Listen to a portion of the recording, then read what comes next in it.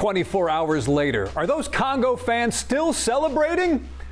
Probably, and that's okay with us. Welcome to Extra Time. I'm Jason Bristol. On the program tonight, what's happening with the U.S. team in Seattle, the growth of MLS on the global stage through the eyes of a former player, and what you need to know about tonight's match between Mexico and South Korea.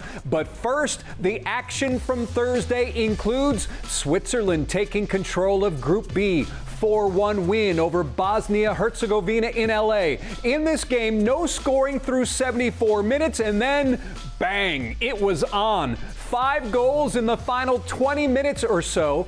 Switzerland now has 1 win and 1 draw, and potential drama in Group A. 1-1 draw for Czechia and South Africa. The equalizer for South Africa was a penalty kick in the 83rd minute. This 1-1 draw keeping hope alive now for both squads, but the marquee matchup is tonight, Mexico, South Korea from Mexico, and that's why Luis Ortiz is now joining us. And the draw you just saw now sets the table to accomplish 2 big things tonight, Luis. Yeah, that's right, Jason. I mean, Mexico can now win this group with a win. After that, they needed a draw or a loss from Czechia against South Africa. They got that draw, so now with a win, they can win this group and also book their ticket to the knockout stage. And a lot of things can happen here, though. Look, let's play a little bit of a mathematician, if you will, okay. Right? So if Mexico wins, they get +3. Then that will give them 6 points. Yep. That's why this win. Then South Korea will stay with 3. 1 more match to play for all 3 of these. The most points that South Korea could end up getting if they win their final game is 6 points. That would be tied with Mexico, who could end up winning with a draw, getting 7 points, with another win, get 9 points in total. These guys, the most points they can get is +3. If they end up winning their last match, is 4, right? So that could be best case scenario. Now, if you could do the magic eraser for me, please. Yeah. Worst case scenario, let's say Mexico loses this game, and that's +3 for Korea, so that equals 6. Yep. They stay at 3 again. Exactly. Yep. Czechia and South Africa, if they end up winning their final match, that's +3 for them, so 4 points each. Mexico will then, let's say, win their final match and get 4. You will get a 3-way tie right there, and that complicates things, right? Yeah, Mexico does not want to see that. You do not want to see that, right? And that's when this little number here, the goal differential, is going to come into play. Let's say not worst case scenario, but right in the middle, not best case, not worst case scenario. So we'll go ahead and clean this up again. Let's say we get a draw tonight, Mexico and South Korea. So that's 4 points for each, right? Because +1, +1. And then, again, just to kind of say, maybe complicate things and make just chaos unfolds, if these 2 guys end up winning their final match and they get +3, that would equal 4 again. And now you got 4 teams tied with 4 points each. That's going to be a big problem. So really, the big thing, Mexico needs to win, score a lot, and not allow a lot of goals. That's right, Jason. And then look, they're going to be down one of their main defenders, Cesar Montes. He saw a red card in that opening match against South Africa. So now that complicates things for Javier Aguirre, the manager. Who does he replace him with? And there's been some talks about maybe Edson Alvarez being the guy that replaces him. He's not as fast as Cesar Montes is. South Korea, very, very dangerous with through balls or long balls, which is something that we're going to talk about as we look at their stats from their previous match. Yeah, I was going to say, let's look at the numbers and see what this reveals. What is ahead for both of these squads? Yeah, so Mexico in their previous match, 4 shots on goal out of 16 total shots. South Korea with 16 shots on goal out of 15 total shots. And take a look at what we have here, TOB, touches inside the opponent's box. And that means 20 touches inside the box of the rival's box when they're trying to score, 24 for South Korea, and then 31 long balls by Mexico, 30 by South Korea. So pretty even numbers, that's right? What I would say, definitely even. Yeah, they both dominated their matches, but Mexico has to be much, much better finishing. They could have won that game against South Africa 4-0. They missed out on 2. South Korea, the long balls, that has to be key because they're going to try to beat the Mexican defensive line in order to go ahead and score, and that's going to come into play with Cesar Montes not playing tonight. And that's what's ahead for both South Korea and Mexico, a massive match this evening. Luis, thanks. You got it. And now it's time for the kickoff. The Dynamo is bringing the game to the next generation through soccer clinics across the city. Our next guest knows just how far the sport has come in this country. And kicking things off, Wade Barrett, VP of Community Engagement and Dynamo legend. Boy, it's I appreciate you saying that. Feels like it was a long time ago. It was a long time ago, yes, but that's what happens with us when we get to this age, right? That's right. It's fun. It's a fun chapter to review. It is. Now, when you look at this World Cup, is there any nation that has really impressed you? Oh gosh, I mean, number one, I'm terrible at picking sides. Okay. I'm a fan of the game, and I love watching competitive soccer. That's why I figured it was an easy question. Yeah. Well, I'd say, opening game, seeing Mexico play, and I thought they had a fantastic performance. Excited to see that match tonight. Obviously, the U.S. A huge fan of the U.S. Seeing their performance, one of the most complete halves of soccer that I think we've seen from the U.S. in a long time. Plus, getting that last goal at the very end was just such a great turn in the game. But seeing those two teams play has been really, really fun. I'm excited to see what happens next. And we've got watch party tonight. So if anyone wants to come Mexico, you can come watch with a few thousand of your best friends. At Shell Energy Stadium. That's right. Yeah. And when we look at that type of event and some of the other events that we've been hosting here in Houston, what do you think Houston has shown the world, the soccer world so far? Yeah, I'd say just the diversity. I will say I was at the Germany game, and it was such a fun experience of seeing the German support in the stadium. Also seeing Curacao, who was loud and proud and this festive environment. But at the same time, we had mariachi playing, and everyone in the stadium knew the words to the song. So it was this incredible experience of German fans, Curacao fans, but still Houstonians in the building. Just the diversity is just really, really fun. And now with the Soccer Celebration Community Tour, you're bringing it directly into Houston neighborhoods. Why was that important instead of maybe having families come to Shell Energy Stadium? Yeah, well, we're doing both. Okay. And I'd say, FanFest is a beautiful place, and I encourage everyone to come down and check it out. Shell Energy Stadium and everything we've got going with Soccer Celebration with Dynamo and Dash. There's just energy and excitement, and sharing some of these moments with a group is really, really fun. But at the same time, in community, our idea is always that we have to meet the community where they are.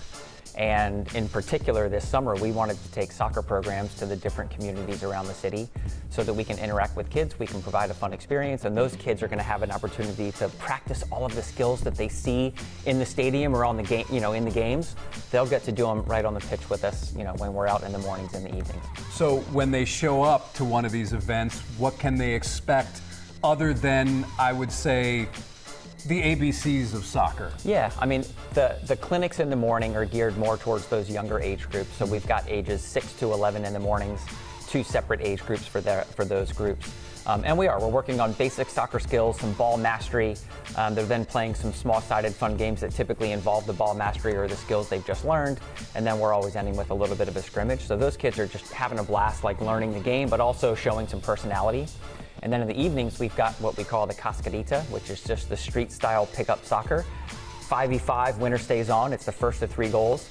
We're asking the kids to kind of put themselves into small groups. So they pick their jerseys, and then we just throw the ball out and we let them play. So they're showing their personality. And again, maybe they saw Mbappe do something awesome the previous night. They're going to try it, tonight when we get out on the pitch. So it's really great that we've got these kind of 2 opportunities for some grassroots and basic intro skills, but also this personality and flair that you get to see when we're in a cascarita.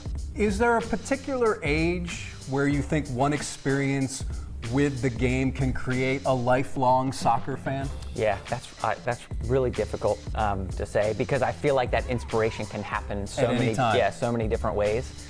I really think in the younger age group, kind of those 6 to 11, we do have an opportunity to introduce the sport in a way that is accessible, that's fun, that creates this passion for the game. But you never know what that one experience is going to be that draws somebody in.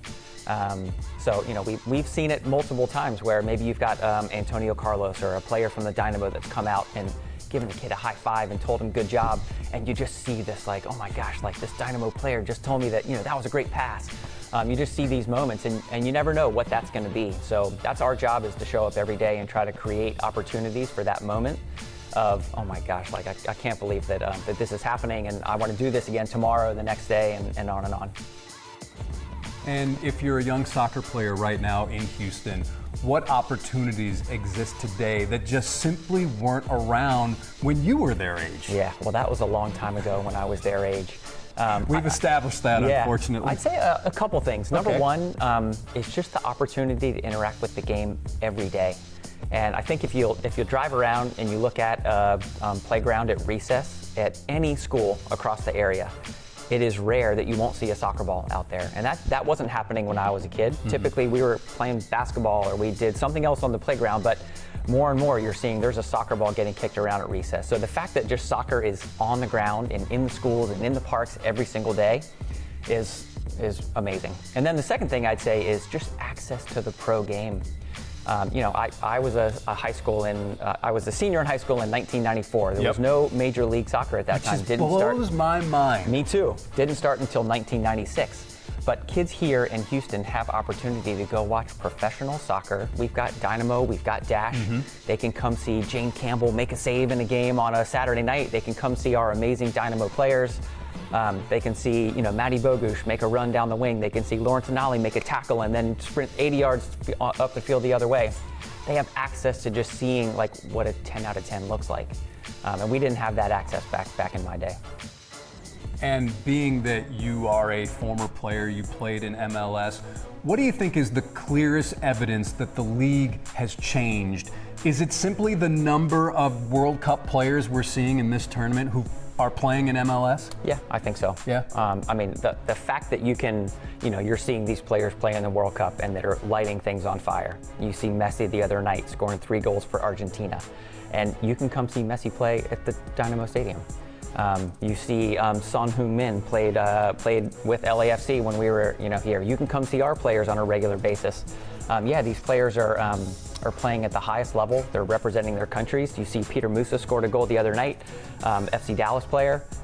It's super inspiring to be able to see those players play on a regular basis for their national teams and make a big impact on the world, in the biggest tournament in the world. Could the players from your era play in this World Cup? Oh, that's hard to say. We always think that, back in the day, everything was so much better. Yeah, I just say I have a lot of respect for just how fast the game is, how physical. The tactics in the game, I'd say, are more evolved. Everything is just evolved over time. I like to think that it was competitive soccer back in the day. I think we did a pretty great job, but seeing some of the games take place now with the physicality and the speed and the tactics, it's inspiring to see. And we mentioned the lack of a professional league when you were growing up.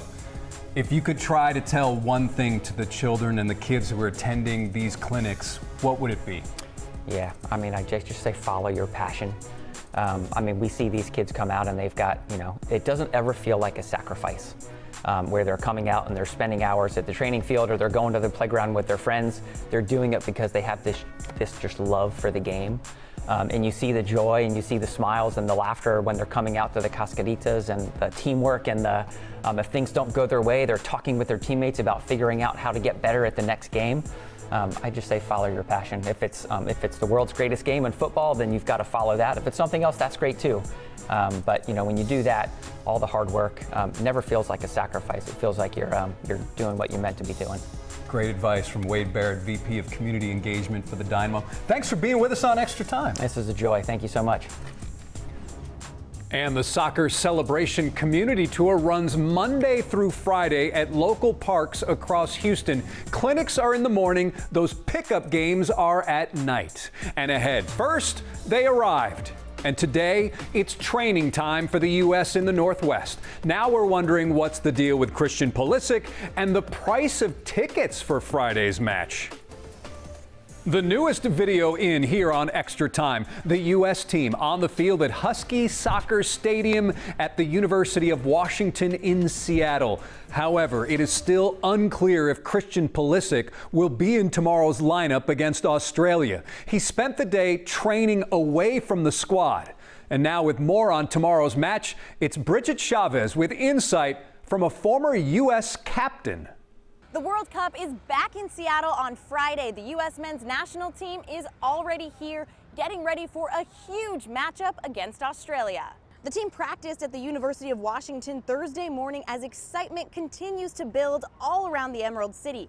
Fans sporting USA and Australia jerseys are flooding the streets, bars, and restaurants. Ticket prices for this matchup is the most expensive by far in Seattle. One seat inside will set you back about $2,000. For local soccer fans, this is the kind of moment they've been waiting years to see. Former Seattle Sounder and U.S. men's national team captain Casey Keller says this is the kind of stage Seattle was made for. I really hope the U.S. are able to build off of that first game, have a good solid performance, get a good solid result here, because not to disparage the LA crowd, but it was an LA crowd. This is going to be a true, I think, soccer crowd, so I'm excited about that. Keller says that energy is what sets Seattle apart, a city where soccer isn't just showing up for the World Cup, it's been part of the culture for decades. Australia's national team gets here Thursday afternoon. Kickoff is set for noon Friday right here at Seattle Stadium. In Seattle, I'm Bridget Chavez. And those Houston crowds, the soccer celebration tonight at Shell Energy Stadium. Dynamo expecting 16 to 18,000 fans, not just to root for Mexico like last week, but South Korea as well. Here's the crowd scene in LA for South Korea's first match. The team's most dynamic player, Alicia Lewis, showing us what makes him so special. Heung-min is considered one of the most popular Asian athletes in the world and is definitely a player to watch. He was born in South Korea and will represent his home country. The 33-year-old is a forward for the Los Angeles FC and is coming into the tournament with 54 goals. One of his biggest fans, get this, Spider-Man actor Tom Holland. That's why he does the web-slinging hand gestures during matches. And this is cool. When he played in Germany, he was so determined to be successful, he learned the language by watching SpongeBob SquarePants dubbed in German. And he has a marriage rule, too. No tying the knot until he retires because he believes that family should always come first. There you go. Good motto. And the unsung hero of this World Cup may be the grass. Tonight, you'll meet the man who is perfecting the pitch. Why do we tend to think that the grass is greener on the other side? Who knows? But we can tell you that does not apply to Houston Stadium for the World Cup. And it's all thanks to one man. Who is he? Orko Mana, introducing us to the grass guru. Dan Bergstrom is the director of grounds for the Houston Dynamo, and Shell Energy Stadium here is basically his second home. He tells me his journey from a kid in Iowa to becoming an instrumental part of bringing the World Cup to Houston has been nothing short of spectacular. Vito, how'd the mowing go this morning? Making the rounds to ensure the pitch is perfect. There's 5 people assigned to this stadium. And Dan Bergstrom oversees them all, from painting to patching up holes. Any place we have a little scratch, we just apply a little divot sand to help that grass recover and grow. It's a labor of love. It seems like a very meticulous process you have. It is, it is. They spend hours on end getting the pitch at Shell Energy Stadium prepped for soccer matches. We work an early day and a long day. We start here at 6 a.m. Bergstrom has been with the Houston Dynamo and Dash for a decade and has maintained professional and collegiate playing fields for more than 30 years. He studied horticulture at Iowa State University, where his passion began to take root. Is this something that you always wanted to do? Once I found it in college, the turfgrass science and the sports field management, once you find it and it hooks you, I mean, it grabs you and you're all in. His reputation as the grass guy firmly planting him at the center of Houston's bid for the World Cup. Yeah, I've been proud to be a part of it, and of course we are in it right now as we speak. Bergstrom, Houston's official pitch consultant for the World Cup. How does it feel to be in this moment right now after all those years of planning? Yeah, it's exciting right now. I'm enjoying it. We're in the moment right now. We're trying to deliver on this plan, but so far our planning has proven to be on point. He's a pivotal part of the world's largest sporting event, starting from humble beginnings, born and raised in the Midwest. just been an amazing journey that I never could have predicted, you know, out of Ames, Iowa, where I'm proud to be from. But no matter how much his profile has grown, Bergstrom remains grounded. It starts with us. It's not about us. We're doing the best we can for our teams. Bergstrom says he'll continue to be here and at Houston Stadium every single day through the end of the World Cup. Reporting from Shell Energy Stadium, Orko Manna, KHOU 11 News. A good man to have on your team. And if you've been watching the games and have been confused by the term VAR, you're not alone. Joe Trahan showing us how it's similar to a booth review. The play on the field suddenly pauses. The referee touches his ear and everyone just waits. There's a VAR review, they announce, and you might wonder, what on earth is VAR? Think of it as the booth review.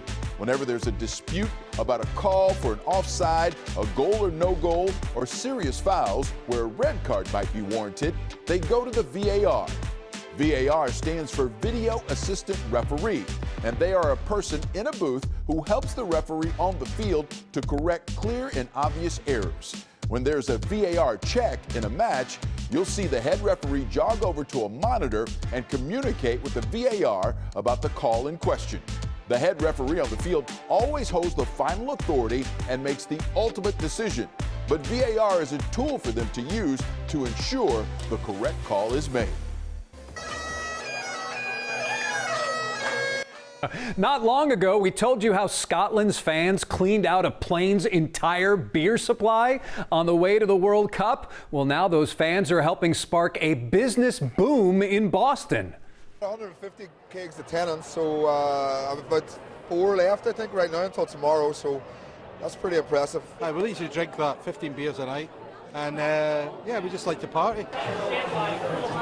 Loose count. We drink a lot, but it's not a bad thing. We're on holiday. Yes, the beer is flowing there. Scotland playing its second game in Boston tomorrow night against Morocco. Morocco's 6th in the world, Scotland 37th. That's going to do it for us here on Extra Time. Make sure to catch us on that free KHOU 11 streaming app again tomorrow. Thanks again to Wade Barrett for his insight on MLS and the Dynamo in the community. And finally tonight, take a look at our Fan Fest camera. The newest information, admission has been stopped or paused because inside it's already reached capacity. Some people may need a plan B. But there's no doubt Houston has them covered. Enjoy the games, and we'll see you tomorrow.